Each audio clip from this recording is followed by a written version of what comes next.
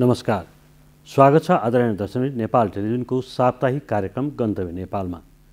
नेपालमा कोरोनाको ग्राफ केही तल झरेसँगै पर्यटकीय गतिविधिहरू पनि उत्साहजनक रूपमा अगाडि बढेका छन्। खास गरी आन्तरिक पर्यटनको कुरा गर्ने हो भने यो अवधिमा आन्तरिक पर्यटनमा निकै आशालाग्दा किरणहरू देखिएका छन्। त्यसैगरी बाह्य पर्यटक आगमन पनि बढ्न थालेको छ।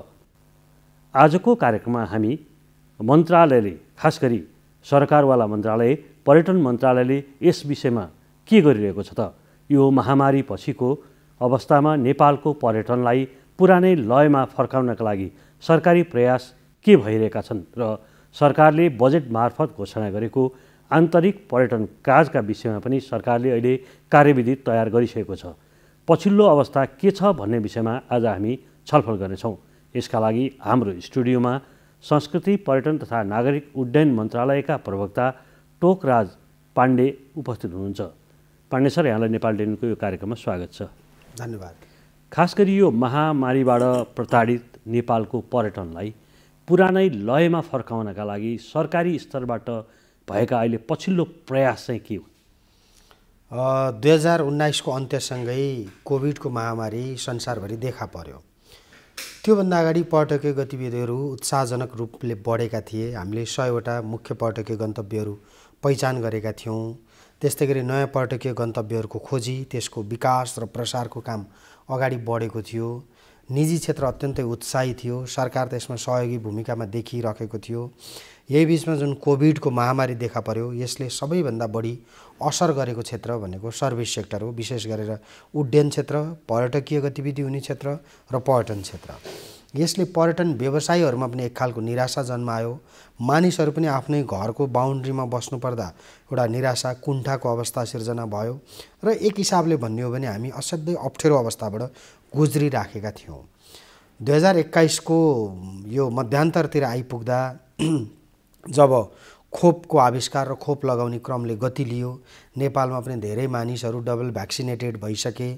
त्यस्तै गरी कोभिडको जुन भाइरस छ त्यसको स्वरूपमा पनि केही परिवर्तन आउँदा हामीले त्यसलाई रेसिस्ट गर्ने पावर पनि बढायौँ र यसले जुन खालको जोखिम हिजोको दिनमा निम्त्याएको थियो यो क्रमशः कम भएर गइराखेको छ। यसले गर्दा पर्यटकीय गतिविधिहरू बढेका छन्। असाध्यै उत्साहजनक कुरा गर्ने हो भने त पछिल्लो समय अन्तर्राष्ट्रिय पर्यटकीय गन्तव्यहरूमा जान नपाएका नेपाली टुरिस्टहरू पनि मुलुककै आन्तरिक ठाउँमा सेफोक्सुन्डो, रारा, गोसाइँकुण्ड, त्यस्तै गरी नाम्चे लगायतका हिमाली क्षेत्रहरूको भिजिटमा, तराईका सौराहा, त्यस्तै गरी बर्दिया नेसनल पार्क लगायतको एरियाहरूको भिजिटमा, त्यस्तै गरी पोखरा, जनकपुर जस्ता परम्परागत पर्यटकीय गन्तव्यहरूमा केन्द्रित भएको देखिन्छ। र पछिल्लो समय हामीले यसको छुट्टै अध्ययन त भइसकेको छैन, अध्ययनको क्रममै छौँ हामी। विभिन्न सार्वजनिक सञ्चार माध्यमहरू, विभिन्न सञ्जालहरूलाई निहाल्दाखेरि मानिसहरू नयाँ नयाँ गन्तव्यमा पुगेको, मानिसहरू मुस्कुराएर फोटो राखेको देख्न पाइन्छ। यसले पनि यहाँले अघि सन्दर्भ उठाउनु भएको जस्तै आशाका किरणहरू तमाम देखा परेका छन्। यो आशाका किरणहरू एउटा उत्साह देखिएको अवस्थामा गभर्मेन्टले यसलाई पुश गर्नुपर्छ, सपोर्ट गर्नुपर्छ भन्ने ढङ्गले संस्कृति, पर्यटन तथा नागरिक उड्डयन मन्त्रालय विभिन्न नीतिगत सुधारमा लागेको छ। नीतिहरू, कार्यविधिहरू बनाएर हामीले टुरिज्म सेक्टरलाई कसरी प्रमोट गर्न सकिन्छ, टुरिस्टिक एक्टिभिटीहरूलाई कसरी बढाउन सकिन्छ भनेर लागेका छौँ। त्यस्तै गरी स्रोत साधनगत सहयोग के गर्न सकिन्छ, बजेटरी पार्टमा अलिकता व्यवस्था गरेर पर्यटकीय गन्तव्यहरूको पूर्वाधार विस्तार गर्ने, बाटोघाटो चाहिँ सुरक्षित भरपर्दो बनाउने, नागरिक उड्डयनको क्षेत्रमा पनि हवाई उड्डयनलाई विश्वसनीय भरपर्दो बनाउने र आन्तरिक उडानहरूलाई पनि विस्तार गर्ने। विशेष गरेर मन्त्रालय अन्तर्गत रहेको विशेष गरेर क्यानले भैरवा टु विराटनगर फ्लाइटको अनुमति दिएको छ। एयरलाइन्सहरूले फ्लाइट सुरु गरेका छन्। नेपालगञ्ज टु पोखरा फ्लाइट सुरु भएको छ।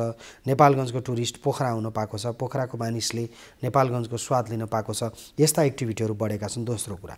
तेस्रो कुरा भनेको मानिसको मनोवैज्ञानिक पक्षमा सुधार गर्ने हो। अब हामी सुरक्षित भएका छौँ। सुरक्षित भएका छौँ भन्दैमा लापरवाही गर्ने होइन।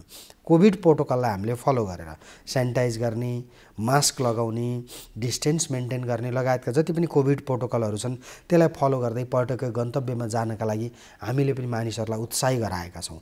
त्यसले गर्दा समग्रमा भन्ने हो भने तीनवटै पक्ष, विशेष गरेर नागरिक जो पर्यटक हुन् उनीहरू पनि अत्यन्तै उत्साही छन्। आन्तरिक पर्यटनको अवस्था अत्यन्तै सन्तोषजनक ढङ्गले अगाडि बढेको छ। व्यवसायी जो लगानीकर्ताहरू पनि हुन्, व्यवसायीहरू पनि अहिले उत्साही देखिएका छन्। हिजो कोभिडको बेला साँचो लाएर राखिएका होटलहरू अब सञ्चालनमा आए। कतिपय मुख्य पर्यटकीय गन्तव्य सौराहा, पोखरामा त करिब फुल अकुपाई भइसकेका छन् ती होटल रेस्टुरेन्टहरू। त्यस्तै गरी सरकारी पक्षमा पनि विशेष गरेर नयाँ सरकारको गठन, नयाँ मन्त्रीमण्डलको विस्तार, विशेष गरी नयाँ पदाधिकारीहरूको चयन, नयाँ कार्यविधिहरूको निर्माण, नयाँ बजेट प्रतिस्थापन विधेयकले पर्यटन क्षेत्रलाई प्रवर्धन गर्ने गरी केही कार्यक्रमहरू समेत अगाडि सारेको छ। यसको हामी कार्यान्वयनको चरणमा छौँ। त्यसैले समग्रमा यहाँले कुरा गर्नुहुन्छ भने हिजोको भन्दा सबै क्षेत्रमा सकारात्मक परिवर्तन भएको देख्न पाइन्छ।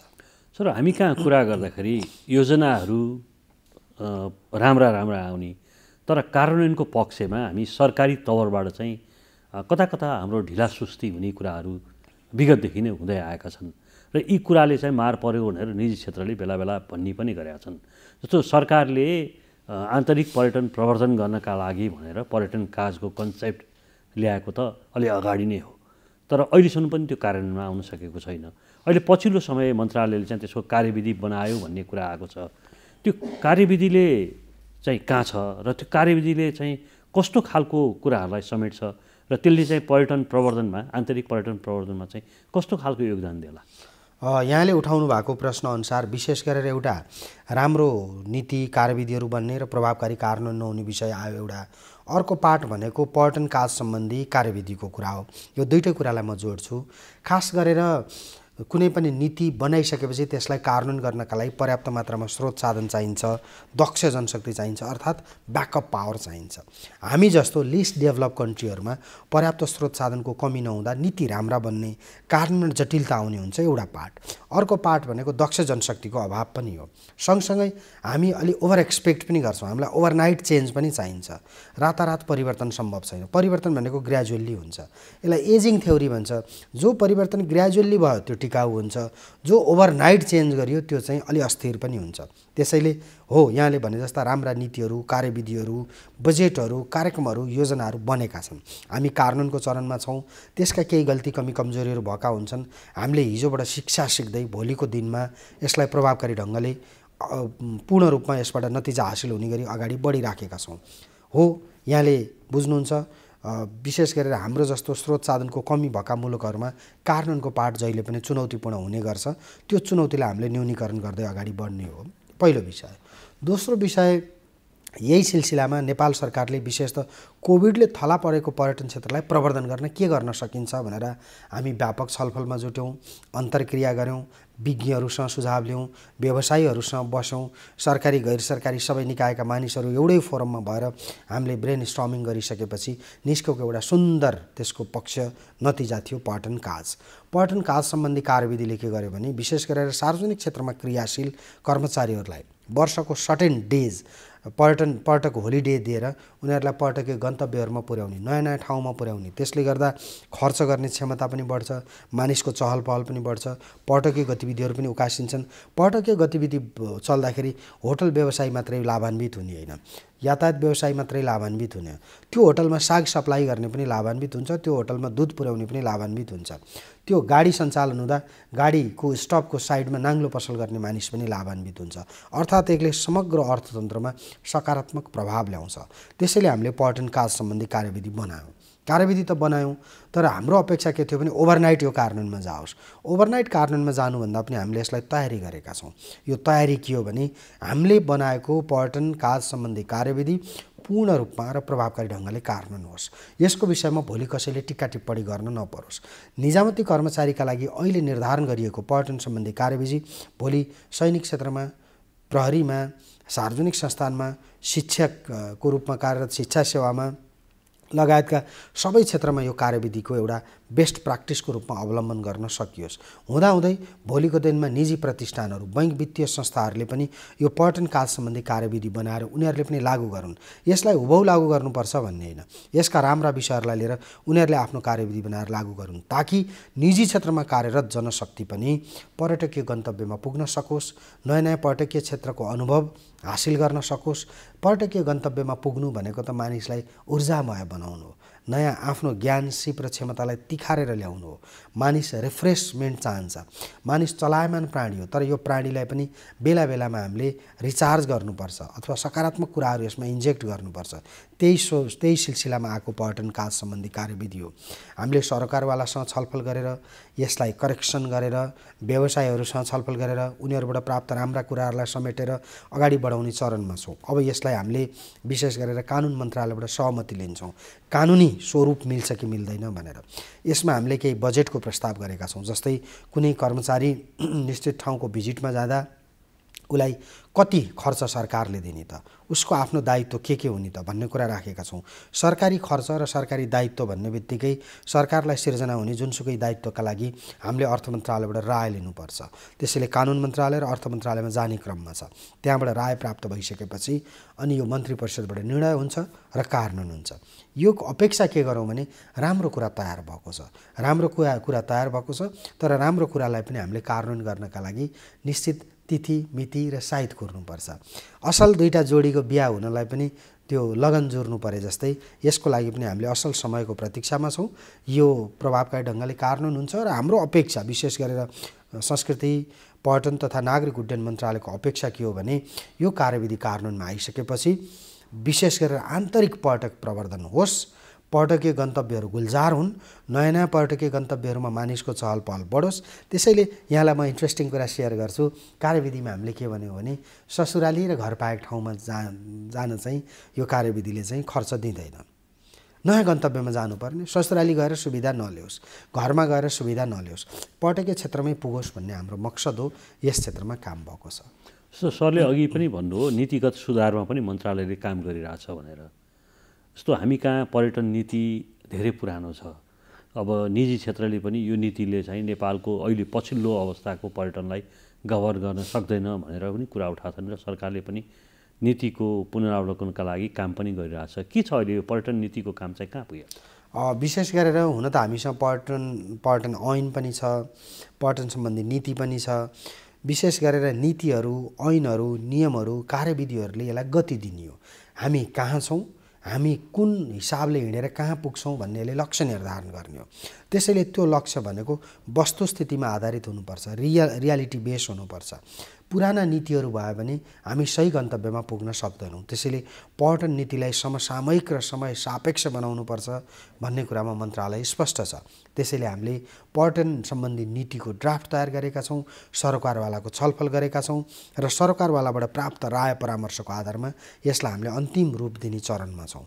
यो हाम्रो लक्ष्य के हो भने अहिलेको पर्यटकीय वस्तुस्थिति, अहिलेको हाम्रो ग्राउन्ड रियालिटीलाई हेरेर हामी एउटा लक्ष्य निर्धारण गर्छौँ ताकि अहिलेको जगमा टेकेर हामी भविष्यमा त्यो लक्ष्यमा पुग्न सकौँ भन्ने हाम्रो उद्देश्य हो। यस सम्बन्धी केही काम भएको छ। कन्टेन्टको विषयमा निर्णय भइसकेपछि यहाँहरूलाई हामी जानकारी दिन्छौँ नै। अहिले हामी 2टा अन्तर्राष्ट्रिय विमानस्थल चाहिँ बनाउँदैछौँ। अब लगभग 2टै चाँडै नै सञ्चालनमा आउने तयारी पनि छन्।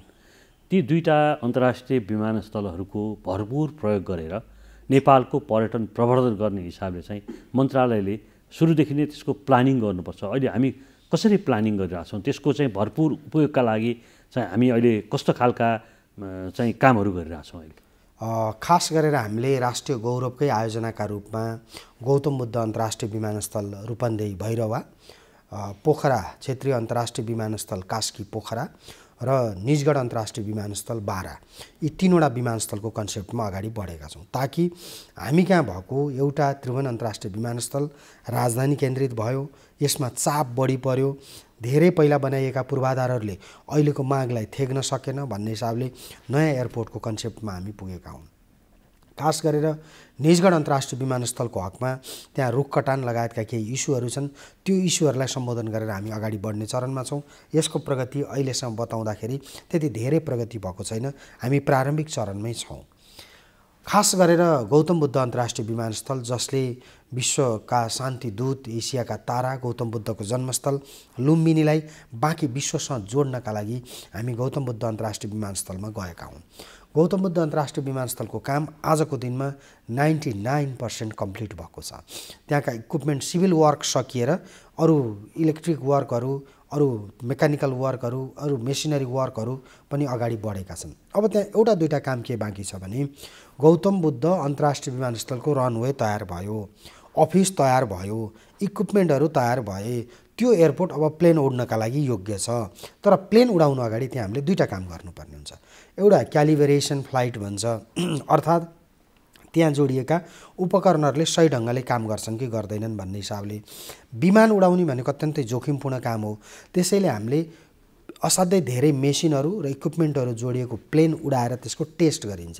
त्यस्तो प्लेन उडाउने ज्यादै संसारमा साह्रै थोरै कम्पनीहरू छन्। ती कम्पनीहरूमध्ये एरोथाई एउटा हो। जस्तै थाइल्यान्डको एरोथाई भन्ने कम्पनीले अब गौतम बुद्ध अन्तर्राष्ट्रिय विमानस्थलमा छिटै नै क्यालिब्रेसन फ्लाइट गर्दैछ। हामी नेपाल नागरिक उड्डयन प्राधिकरण मार्फत निर्णय गरेर यो कुरालाई अगाडि बढायौँ। विशेष गरेर भर्खरै मात्रै मान्य मन्त्रीज्यू र थाइल्यान्डको राजदूतका बीचमा पनि छलफल भइसकेको छ। अबको केही दिनमा हामी क्यालिब्रेसन फ्लाइट गर्न सक्छौँ। नम्बर फर्स्ट, जब क्यालिब्रेसन फ्लाइट हुन्छ, क्यालिब्रेसन फ्लाइट हुँदाखेरि त्यहाँको अवस्था राम्रो देखिएको खण्डमा देखिन्छ। टेस्ट मात्रै हो, त्यो बनिसकेको गाडी बाटोमा टेस्ट राइड गरे जस्तै हो यो। क्यालिब्रेसन फ्लाइट सकिएपछि केही करेक्सन छ भने हामी करेक्सन गर्छौँ, अदरवाइज ठिक छ भने हामी टेस्ट फ्लाइट गर्छौँ। टेस्ट फ्लाइट भनेको मेसिन जोडिएको प्लेन होइन, मान्छे राखेका प्लेन त्यहाँ लगेर हामी ल्यान्ड गरेर हेर्छौँ। ल्यान्ड गरेर त्यसको प्राविधिक पक्ष सबै हेरिसकेपछि हामी थर्ड स्टेजमा कमर्सियल फ्लाइट गर्छौँ। यसको लागि अब धेरै समय लाग्दैन, हामी अरू केही महिनाभित्रै कमर्सियल फ्लाइट गर्न सक्ने अवस्थामा पुगेका छौँ गौतम बुद्ध अन्तर्राष्ट्रिय विमानस्थलको हकमा। अब रह्यो पोखरा विमानस्थलको कुरा। पोखराको हामीले क्षेत्रीय अन्तर्राष्ट्रिय विमानस्थलको कन्सेप्टमा हामी गएका हौँ। खास गरेर पोखरा वर्ल्डकै one of the best place हो। पोखराको ब्युटीसँग मोहित नहुने मानिस संसारमा बिरलै जन्मेका होलान्। पोखरा एकपल्ट पुगेको मानिस पटक पटक पोखरा जान लालायित हुन्छ। तपाईँ हामी मात्रै होइन, हामीलाई हाम्रो ठाउँ भएको कारणले माया लाग्छ भने अन्तर्राष्ट्रिय जगतबाट आउने पर्यटकहरू पनि त्यत्तिकै लालायित छन्। ती पर्यटकलाई पोखरासँग जोड्नका लागि हामीले पोखरा क्षेत्रीय अन्तर्राष्ट्रिय विमानस्थलको कन्सेप्टमा गएको हो। त्यहाँको सिभिल वर्कको काम धेरै जसो सकिएको छ। झन्डै आजको दिनमा हामी 80% काम सकिसकेका छौँ। अब खास गरेर त्यहाँको एउटा ल्यान्डफिल साइटको समस्या थियो। पोखरा महानगरपालिकाबाट उठेको फोहोर एयरपोर्टको नजिकै डम्प गर्दाखेरि त्यहाँ चराहरू जनावरहरूको एक्टिभिटी भयो। त्यो ल्यान्डफिल साइटलाई क्लियर गर्नुपर्छ भन्ने थियो। महानगर यसमा सहमति भइसकेको छ र ल्यान्डफिल साइटलाई हामी क्लियर गर्दैछौँ। दोस्रो पार्ट भनेको त्यो गाउँ खोला लगायत विभिन्न खोला र नहरबाट आउने पानी एयरपोर्टमा पसेर एयरपोर्ट सञ्चालनमा कठिनाइ भएको थियो। त्यो जलबाट उत्पन्न हुने प्रकोप या कटानलाई हामीले नियन्त्रण गर्नका लागि त्यहाँको स्थानीय तह, यो विशेष नागरिक उड्डयन प्राधिकरण अनि त्यहाँको सिँचाइ डिभिजन कार्यालय हामी संयुक्त रूपमा मिलेर काम गरेका छौँ। अब यो सकिने चरणमा छ। र तेस्रो मुख्य काम थियो त्यहाँ रहेको जुन रिठे डाँडा कटानको काम हो। रिठे डाँडा कटान नहुँदा एयरक्राफ्टहरूलाई टेक अफ गर्न र फ्लाइट गर्नका लागि गाह्रो भयो। त्यसैले हामी विशेष गरेर रिठे पानी डाँडा कटानको अभियानमा छौँ। त्यहाँ केही रुखहरू छन्, सार्वजनिक रुखहरू कटानका लागि हामी वन मन्त्रालयबाट अनुमति लिनुपर्ने र केही प्रक्रियाको कारणले ढिलाइ भएको थियो। अब करिब त्यो काम पनि सम्पन्न हुन लागेको छ र अब आशा गरौँ हामी सबैको पहल, प्रयास र सदिच्छाले अबको केही समयमा बाँकी रहेको 20% काम सम्पन्न हुन्छ र हामी आगामी आउने वर्षसँगै पोखरा क्षेत्रीय अन्तर्राष्ट्रिय विमानस्थलमा कमर्सियल फ्लाइटहरू गर्न सक्छौँ, ताकि पोखरा भिजिटमा आउन चाहने पर्यटकहरू, एबिसी पदमार्गमा जान चाहने पर्यटकहरू, मुक्तिनाथ दर्शन गर्न जान चाहने पर्यटकहरूको लागि उडान सहज हुन्छ र पोखरा विमानस्थलले गति लिन्छ। पछिल्लो समय हामीले जुन त्रिभुवन अन्तर्राष्ट्रिय विमानस्थलको पनि स्तर उन्नति गऱ्यौँ, धेरै हदसम्म त्यो राम्रो पनि भएको छ। यसै गरी अन्य आन्तरिक विमानस्थलहरूको पनि हामी पूर्वाधारको उन्नतिमै लागिरहेछौँ। खास गरी कतिवटा आन्तरिक विमानस्थलहरूलाई चाहिँ अहिले हामी अपग्रेड गर्ने चरणमा छौँ अथवा के छ त्यो आन्तरिक विमानस्थलको नयाँ थप्ने पनि छ कि त्यही बारेमा? खास गरेर अहिले हाम्रो मुलुकभरि 37वटा आन्तरिक विमानस्थलहरू छन्। 37वटा मध्ये 35वटा चालु अवस्थामा छन्। 2टालाई मात्रै हामीले सञ्चालन गर्न सकेका छैनौँ। छिटै सञ्चालन गर्ने गरी अगाडि बढेका छौँ। यहाँहरूले पछिल्लो समय समाचारहरूमा सुन्नु भएको छ कि नयाँ विमानस्थलहरू, विशेष गरेर गुल्मीको सिमचौर विमानस्थल, बागलुङको बलेवा विमानस्थल, अछामको कमल बजार विमानस्थल लगायतका विमानस्थलहरूलाई पनि हामीले अपरेसनमा लैजाँदैछौँ, ताकि दुर्गम क्षेत्रबाट उडान भर्ने यात्रुहरूले आफ्नो नजिकबाट एयरक्राफ्टको सुविधा लिन पाउन्, उनीहरू जहाज चढेर गन्तव्यमा पुग्न सकुन् भन्ने हिसाबले काम भएको छ।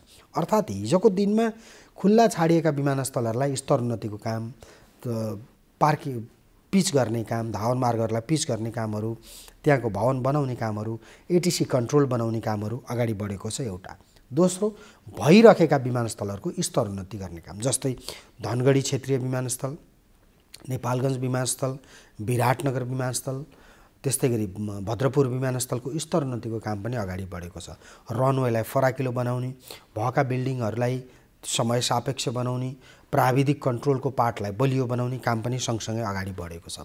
त्यसैले पछिल्लो समय यहाँले हेर्नुभयो भने निजी क्षेत्रका विशेष गरेर वायु सेवा कम्पनीहरू प्रतिस्पर्धात्मक ढङ्गले अगाडि आएका छन्। उनीहरू किन प्रतिस्पर्धात्मक ढङ्गले अगाडि आए भने विमानस्थलको स्तरोन्नति भइराखेको छ, नयाँ नयाँ विमानस्थलहरू बनेका छन्, विमानमा सवार गर्ने नेपाली यात्रुहरूको सङ्ख्या बढेको छ।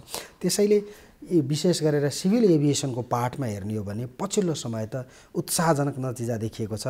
प्रदीपजी, यहाँलाई थाहा छँदैछ, आजभन्दा 20 वर्ष अगाडि खास गरेर कुनै मानिस प्लेन चढ्नु भनेको असाध्यै ठुलो घटना हुन्थ्यो भने अहिले बसमा सवार गर्ने मानिस प्लेन सजिलै चढेको छ।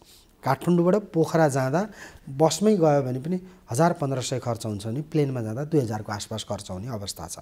नयाँ अनुभव पनि हुने भयो, छोटो समयमा गन्तव्यमा पुग्न सकिने पनि भयो, यात्रा सुरक्षित पनि हुने भयो, जामको झन्झट पनि बेहोर्नु नपर्ने भयो।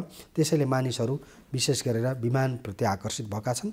यो आकर्षणको मुख्य कारण भनेको एयरपोर्ट नै हो। नेपाल सरकार, संस्कृति, पर्यटन तथा नागरिक उड्डयन मन्त्रालय विमानस्थलको क्षमता अभिवृद्धि र सुविधा विस्तारमा लागेको छ, जसबाट राम्रा नतिजाहरू सुरु भएका छन्। सर, अब हामी कार्यक्रमको अन्तिममा आइसकेका छौँ। अहिले पछिल्लो समय नेपालमा चाहिँ अन्तर्राष्ट्रिय चेन होटलहरूको खुल्ने क्रम पनि बढेको छ र जस्तो अब यो महामारी पछि जुन सरले पनि भन्नुभयो होइन, हामी कहाँ पर्यटकीय सम्भावनाहरू अथाह छन् भनेपछि नेपालले पर्यटनबाट फाइदा लिनका लागि जुन अन्तर्राष्ट्रिय चेन होटलहरू आउनुको कारण पनि के हो, नेपालमा पर्यटकीय सम्भावना देखेर नै आएका हुन्। यो अवस्थामा चाहिँ सरकार र निजी क्षेत्र कसरी अगाडि बढ्नु पर्ला, छोटकरीमा भन्नुहोस्। खास गरेर पछिल्लो समय पर्यटकीय क्षेत्रमा लगानी बढेको छ, चाहे त्यो एयरक्राफ्टमा होस्, चाहे त्यो होटलमा होस्, चाहे सवारी साधनमा होस्, चाहे पर्यटकीय गन्तव्यमा होस्, विस्तार भएको छ। हामीलाई साह्रै राम्रा नतिजाहरू त के देखिएको छ भने इन्टरनेसनल चेनहरू नेपाल प्रवेश गरेका छन्। हिल्टन होस्, मेरियट होस्, ऱ्याडिसन होस्, हायत होस्, जो सेराटन होस्, जुनसुकै पनि चेनहरू नेपालमा प्रवेश गरेका छन्। अर्थात् नेपालमा बिजनेसको स्कोप राम्रो छ। नेपालमा अब क्वालिटी टुरिस्टहरू भित्रिँदैछन्, किनभने हाम्रा बाटाघाटाहरू, हाम्रा विमानस्थलहरू राम्रा छन्। पर्यटकीय रूपमा हामी नेचुरल्ली ब्युटिफुल कन्ट्रीमा छौँ। त्यसैले यहाँ अथाह सम्भावना भएको कारणले यिनीहरू भित्रिएका छन्। भित्रिएको अन्तर्राष्ट्रिय लगानी भित्रिँदा हामीले सहजीकरण गरेका छौँ। पछिल्लो समय तपाईले देख्नुभयो भने सरकारी काम कारबाही तौर तरिका पनि फरक भएको छ। म यहाँलाई निवेदन गरौँ, सरकारी निकायबाट प्रभाव हुने सेवामा पनि गुणस्तरीयता बढेको छ। अब हामी जस्ता युवाले निजामती सेवामा हस्तक्षेपकारी भूमिका सुरु गरिसकेका छौँ, जसले व्यवसाय गर्नका लागि, सेवा लिनका लागि आउनेलाई दुःख दिने होइन, उनीहरूबाट हामी खुसी बनाएर आशीर्वाद लिने पक्षमा छौँ। त्यसैले सकारात्मक नतिजाहरू देखिएका छन्। धैर्यता गर्नुपर्छ। मलाई त के लाग्छ भने हाम्रा दुःखका दिन अब सकिए, किनभने हामी आन्दोलन, बन्द, हडताल, आन्तरिक द्वन्द्व, प्राकृतिक प्रकोप हामीले बेहोर्न बाँकी केही रहेन। हुँदाहुँदा कोरोनाको महामारी र भूकम्प जस्ता ठुला प्राकृतिक विपदहरू पनि भोग्यौँ। अब कुनै पनि जीवनमा विपदै विपद मात्रै हुँदैन। हाम्रा दुःखका दिनहरू सकिए, अब हाम्रा सुखका दिनहरू सुरु हुन लागेका छन्। यी सकारात्मक सङ्केतहरू हुन्। त्यसका लागि यहाँहरू जस्तो सञ्चार माध्यमहरूले प्रवर्धनकारी भूमिका र हामी जस्तो सार्वजनिक क्षेत्रमा क्रियाशील नागरिकहरूले सकारात्मक सोच र सहयोगी भावनाका साथ काम गऱ्यौँ भने पक्कै नेपाल बन्छ। अब नेपाल निर्माणको क्रम सुरु भयो। अब हामी नयाँ नेपाल र सुन्दर नेपालको गन्तव्यमा अगाडि छौँ। हस्, सरलाई सरको महत्त्वपूर्ण समयको लागि धन्यवाद दिन चाहन्छु। यो अवसरका लागि विशेष गरेर यहाँले जुन समय उपलब्ध गराउनुभयो, म पर्यटन मन्त्रालयको तर्फबाट यहाँ र यहाँको टिम लगायत सबै दर्शकप्रति हार्दिक आभार व्यक्त गर्दछु। आदरणीय दर्शकवृन्द, आजका लागि हाम्रो कार्यक्रमको निर्धारित समय सकिएको छ। फेरि अर्को हप्ता हामी अर्को अतिथिका साथ उपस्थित हुनेछौँ। त्यति दिनसम्मका लागि नेपाल टेलिभिजन हेर्दै रहनुहोला। नमस्कार।